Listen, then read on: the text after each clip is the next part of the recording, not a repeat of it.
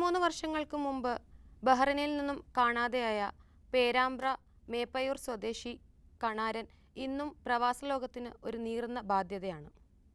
25 വർഷങ്ങൾക്ക് മുമ്പ് പ്രവാസലോകം എന്ന ഈ പ്രോഗ്രാം ആരംഭിക്കുന്നത് കണാരനെ തേടിക്കൊണ്ടുള്ള അന്വേഷണത്തോടു കൂടിയാണ്. ദേവിയല്ലേ? ഇത് പി.ടി. കുഞ്ഞു മുഹമ്മദാണ്. എന്തെങ്കിലും വിവരണ്ട? എന്നാ ഒരു സന്തോഷ വാർത്ത ഉണ്ട്. നമ്മളെ ബഹ്റൈനിലെ പ്രതിഭ എന്ന് പറഞ്ഞ സംഘടന നിങ്ങളെ ഭർത്താവിനെ കണ്ടെത്തിയിരിക്കുന്നു. അവര് അദ്ദേഹത്തെ നാട്ടിലേക്ക് അയക്കാൻ തീരുമാനിച്ചിരിക്കുകയാണ്. അന്ന് 8 വയസ്സുണ്ടായിരുന്ന മകൻ സാനുവും 4 വയസ്സുണ്ടായിരുന്ന മകൾ അർഷിനിയും ഇന്ന് മുതിർന്നവരായി. ഭാര്യ ദേവി ഇന്നും കാത്തിരിപ്പ് തുടരുന്നു. 40 വർഷങ്ങൾക്ക് ശേഷം ചന്ദ്രനെ തിരിച്ചു കിട്ടിയ നാട്ടിൽ നിന്നും കണാരനെയും തിരിച്ചു കിട്ടും എന്ന പ്രതീക്ഷയിലാണ് കുടുംബം ഇന്നും. ദേവി 25 കൊല്ലത്തിന് ശേഷം വീണ്ടും കണാരനില്ലാതെ തന്നെ നമ്മൾ കണ്ടുമുട്ടുകയാണ്. കണാരൻ ബഹ്റൈനിൽ ഉള്ള സമയത്താണ് ഇപ്പോഴും ഉണ്ടാവുമെന്ന് നമ്മൾ പ്രതീക്ഷിക്കുന്നത്. നമ്മൾ ആദ്യമായിട്ട് കണ്ടുമുട്ടുന്നത് കൈരളി തുടങ്ങിയ കാലത്ത് ആദ്യം വന്ന കേസായിരുന്നു ദേവിയുടേതെന്നാണ് എനിക്ക് തോന്നുന്നത്.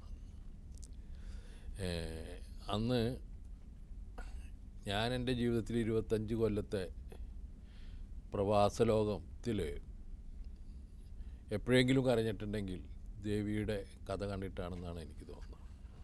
അതുമാത്രമാണ് ഞാൻ കരഞ്ഞതായിട്ടുള്ള ഓർമ്മ. പിന്നീട് ആദ്യത്തിലായിരുന്നു.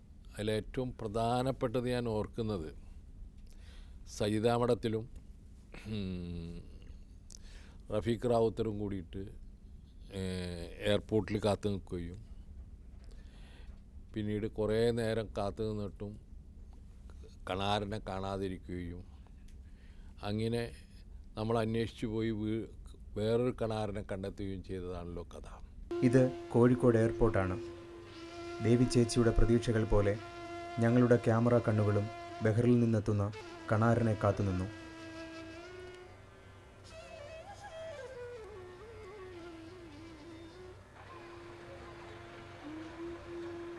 കണാരൻ മാത്രം വന്നില്ല.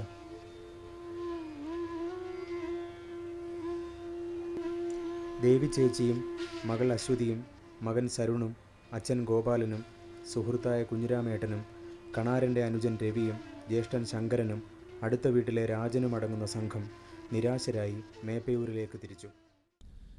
അത് കഴിഞ്ഞിട്ട് എന്നെ കരയിപ്പിച്ച രംഗം എന്താണെന്ന് വെച്ചാൽ ചിരിച്ചുകൊണ്ട് സിനിമയിലൊക്കെ അപൂർവമായിട്ട് സംഭവിക്കുന്നൊരു വിഷ്വലാണ് എന്നാണ് എനിക്ക് തോന്നുന്നത്. അവർ ദേവി ഈ ഗ്രൂപ്പിനെ ഈ ക്രൂവിനെ യാത്ര അയക്കുന്ന ഒരു രംഗമുണ്ടായിരുന്നു. ആ രംഗത്തിൽ ചിരിച്ചുകൊണ്ട് യാത്ര അയക്കുന്ന ദേവി പിന്നീട് ഒരു കരച്ചിലേക്ക് ട്രാൻസ്ഫോം ചെയ്യുന്ന ഒരു വിഷ്വലുണ്ട്.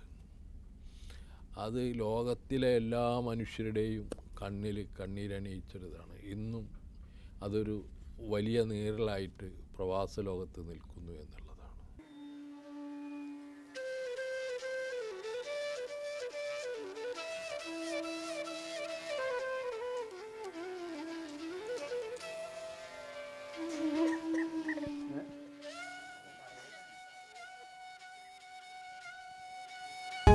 ആയിരക്കണക്കിന് കഥകൾ ഞങ്ങൾ അവതരിപ്പിച്ചിട്ടുണ്ട്. 2000 ചില്ലാനം സ്റ്റോറി ടെലികാസ്റ്റ് ചെയ്തിട്ടുള്ള ഒരു ചാനലാണ്. ലോകത്തിലെ തന്നെ ഇത്തരത്തിലുള്ള ചാനലുകൾ കുറവാണ്. ഞങ്ങൾക്കൊരു അംഗീകാരവും കിട്ടിയിട്ടില്ല. ഒരു ഗവൺമെൻറ്റിൻ്റെയും കിട്ടിയിട്ടില്ല. ഞങ്ങൾ ഇത് പാവപ്പെട്ടവൻ്റെ മോചനത്തിന് വേണ്ടി ഇത് ചെയ്യുന്നത്. ഗൾഫ് നാടുകളിൽ ഒരു സംഘടനയും ഞങ്ങളെ വിളിച്ചിട്ട് ഇന്നടാ ഒരു ചായ കുടിച്ചോ അല്ലെങ്കിൽ ഒരു സന്തോഷമുണ്ട് ഞങ്ങൾക്ക് വേണ്ടി പൊരുതിയ ഒരു ചാനലാണ് നിങ്ങളെന്ന് ഒരു പൂച്ചക്കുട്ടി ഞങ്ങളോട് പറഞ്ഞിട്ടില്ല. ഞങ്ങൾക്കൊരു പരിഭവം അവരോടില്ല, അവരോടൊന്നല്ല ഒരാളോടുമില്ല.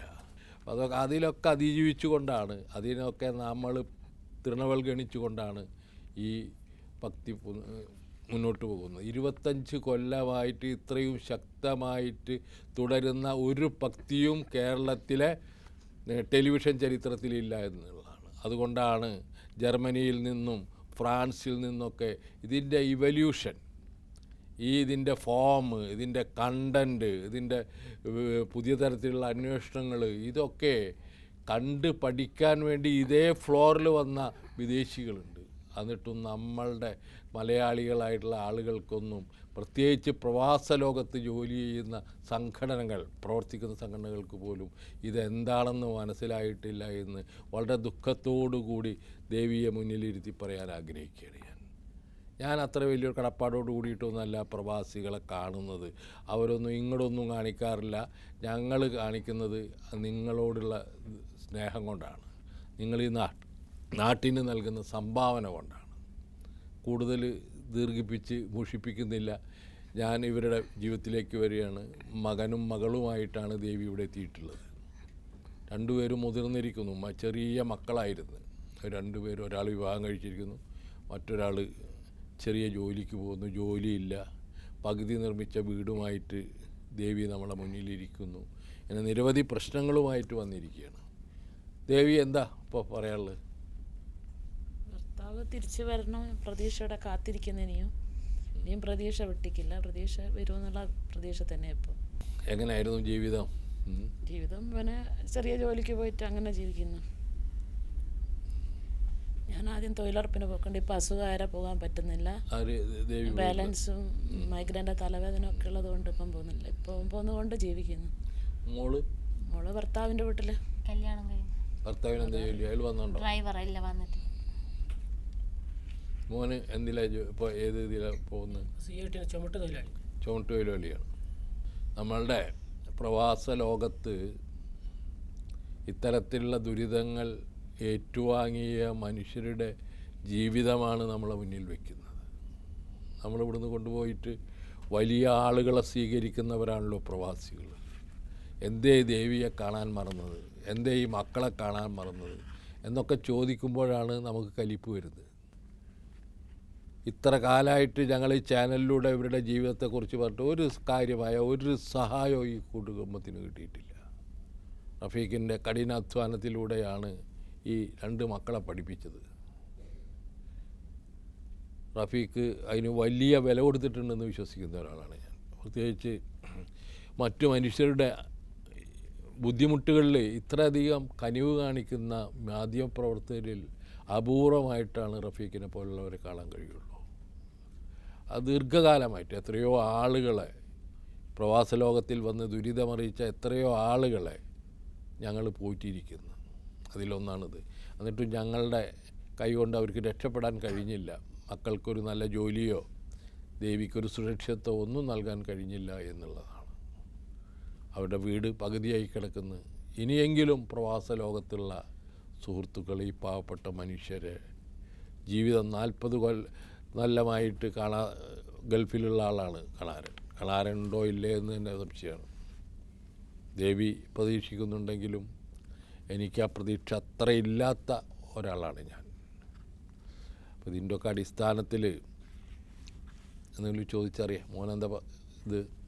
റഫീഖ് ഒരുപാട് സഹായിച്ചു. എനിക്കറിയാം. കല്യാണത്തിന് അന്നാണ് വന്നത്. 5 പവനും 30,000 രൂപയും കൊണ്ടെത്താൻ. പിന്നെ വീടെടുക്കാൻ വേണ്ടിയിട്ട് 6 ലക്ഷം രൂപ കൊണ്ടെത്താൻ. പിന്നെ പഠിപ്പിന് കാര്യത്തിനെല്ലാം റഫീഖ് ഇതുവരെ എൻ്റെ വിദ്യാഭ്യാസത്തിനെല്ലാം സഹായിച്ച. എന്ത് അസുഖം വന്നാലെല്ലാം വിളിച്ചു നോക്കും, പറ്റാത്തവരെല്ലാം സഹായിക്കും. ഇപ്പോൾ നിങ്ങളോടൊരു അഭ്യർത്ഥന. അവൻ്റെ പേര് സനൽ. സനൽ. സനലിനൊരു ജോലി കൊടുക്കാൻ പറ്റുമോ ബഹ്റൈനിലുള്ള പ്രവാസികളോട്? എന്ത് പണിയായാലും മതി, വളരെ ചെറിയ പണി മതി, കൊടുക്കാൻ പറ്റുമോ? ദീർഘകാലമായിട്ട് ദുരിതം വരുന്ന ഒരു കുടുംബത്തിനുള്ള ഒരു സുരക്ഷയായിരിക്കും നിങ്ങൾ അങ്ങനെ ചെയ്യുന്നത്. മറ്റു രാജ്യക്കാർ സൗദി അറേബ്യയിലൊക്കെ വലിയ നടക്കാൻ പോകുന്നു, ജോലിക്ക് സാധ്യത ഉണ്ടെന്ന് പറയുന്നു. ദമാമിലൊക്കെ വലിയ സംഘടന ഉണ്ട്, റിയാദിലുണ്ട്, ജിദ്ദയിലുണ്ട്. അവർക്കും ഗൾഫ് മേഖലകളിൽ എല്ലായിടത്തും നമ്മളെ പ്രവർത്തകരുണ്ട്. അവർക്കും ഈ കുട്ടിയെ രക്ഷിക്കാൻ കഴിയുന്നതാണ് എന്നുള്ളതാണ് എനിക്ക് തോന്നുന്നത്. മോള് പറ. അച്ഛൻ വരും എന്നുള്ള പ്രതീക്ഷ തന്നെയാണ് ഇപ്പം ഇരിക്കുന്നത്. എവിടെയും ഉണ്ടെങ്കിൽ ഇപ്പം വരും എന്നുള്ള പ്രതീക്ഷയിൽ. ദേവി? ഞാനും അങ്ങനെ തന്നെ പ്രതീക്ഷിച്ച് ഒത്തിരിക്കുന്നത്. വരുമെന്നുള്ള പ്രതീക്ഷയിലാണ്. ഇവിടെ അച്ഛനെ കണ്ട ഓർമ്മ പോലുമില്ല. 10 മാസമായാലാണ് അവളുടെ അച്ഛൻ പോയത്.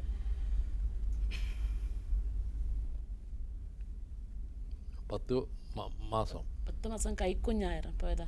ഇതുവരെ അച്ഛൻ്റെ മുഖം കൂടി ഒക്കെ ഓർമ്മയില്ല.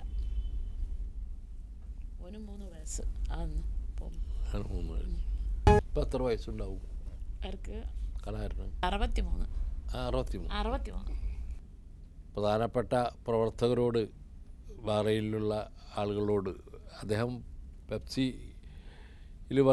കോളേജിലാണ് അദ്ദേഹം വർക്ക് ചെയ്തിരുന്നത്. അവിടെ ഒരു ബന്ധുവാണ് അദ്ദേഹത്തെ കൊണ്ടാക്കിയതെന്നാണ് പറയുന്നത്. ഇപ്പോൾ നിരന്തരമായിട്ട് ഞങ്ങളിത് അന്വേഷിക്കാറുണ്ട്, ബഹ്റൈനിലുള്ള സുഹൃത്തുക്കളും ഒക്കെ. ഒരു പിടിയും ഇതുവരെ കിട്ടിയിട്ടില്ല.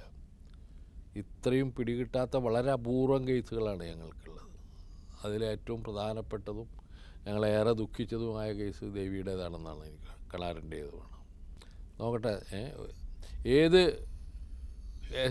എമിറേറ്റ് ആയാലും ശരി, ഖത്തറോ സൗദി അറേബ്യയോ പിന്നെ ബഹ്റൈനിലോ എവിടെ നിന്നായാലും ഏതെങ്കിലും സുഹൃത്തുക്കൾ, ധാരാളം സമ്പന്നരുള്ള ഒരു സമൂഹമാണ് മലയാളി.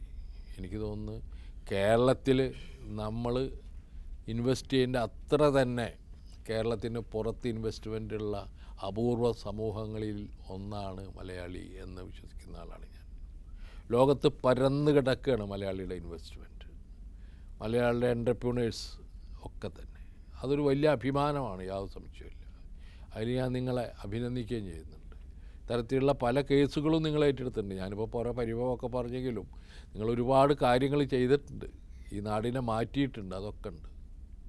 ഈ ചെറിയ ആവശ്യം കൂടി നിങ്ങൾ ഏറ്റെടുക്കണം എന്നാണ് വിനീതമായിട്ട് പ്രവാസികളോട് പറയാനുള്ളത്. ഏത് സ്ഥലത്തുള്ള ആളുകളായാലും ശരി, ഇത്തരത്തിലുള്ള പ്രവർത്തനങ്ങളിലേക്ക് കൂടി പ്രവാസി സംഘടനകൾ കുറേ കൂടി ശുഷ്കാന്തിയോടുകൂടി വരേണ്ടതുണ്ട്. കാരണം പുനരധിവാസമൊക്കെ വളരെ പ്രധാനമായിരിക്കുന്ന ഒരു കാലഘട്ടത്തിലാണ് നമ്മൾ ജീവിക്കുന്നത്. സംഘർഷഭരിതമായ പശ്ചിമേഷ്യയാണ് ഇപ്പോൾ നിലനിൽക്കുന്നത്.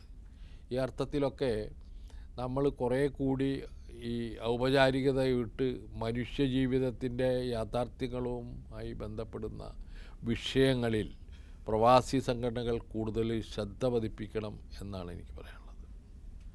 രാഷ്ട്രീയ പ്രവർത്തനം നടത്തുന്നുണ്ട്, എനിക്കൊരു കുഴപ്പമില്ല.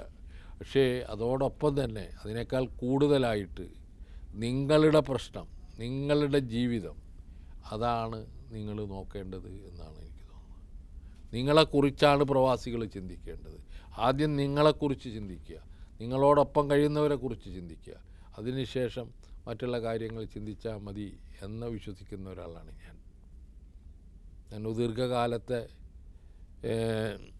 എന്താ പറയുക, പ്രവാസിയായിട്ടും പിന്നീട് തിരിച്ചു വന്നവനായിട്ടും ഒക്കെ ജീവിതം കണ്ട ഒരാൾ എന്ന നിലയിലാണ് ഇത് പറയുന്നത്.